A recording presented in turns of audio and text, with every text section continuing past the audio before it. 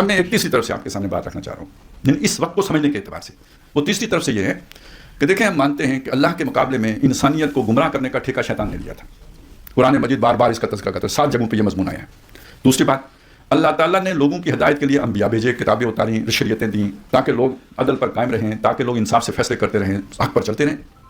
شیطان نے بھی تو اپنے دوست بنائے نا کہ نہیں بنائے؟ اسی سورہ کاف میں افتتخذونہ وذریتہ اولیاء من دونی، کیا تم شیطان اور اس کے دوستوں کو میرے مقابلے میں دوست بناؤ گے؟ تو اب شیطان کے اولیاء ہیں یا نہیں؟ اولیاء اللہ ہیں تو اولیاء شیطان ہیں یا نہیں ہیں؟ وہ کون ہیں؟ سمجھ لیجئے وہی اصل دشمن ہے انسانوں، سارے انسانوں کے. وہ جنات میں سے بھی ہیں شیطان کے ولی، اور انسانوں میں سے بھی ہیں شیطان کے ولی. میں اس وقت مذاہب کی تاریخ میں نہیں جانا چاہتا، لیکن اگر آپ سننا چاہتے تو میں یہ کہوں گا مسلمانوں میں بھی ہیں شیطان کے دوست، یہودیوں میں بھی ہیں شیطان کے دوست، عیسائیوں میں بھی ہیں شیطان کے دوست.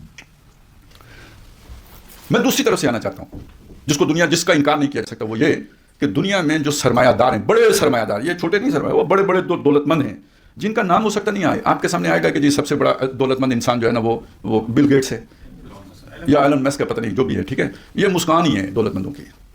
اصل جو دولت مند ہیں ان کی دولت ظاہر ہی نہیں ہوتی، نہ ان کے نام آتے ہیں، نہ وہ کسی وہ جو ہے نا وہ شمار کے تار میں آتے ہیں، نہ ان کا کوئی جو ہے نا ڈیٹا آپ کے پاس ہوتا ہے، وہ چیزیں ہی ہو رہے ہیں.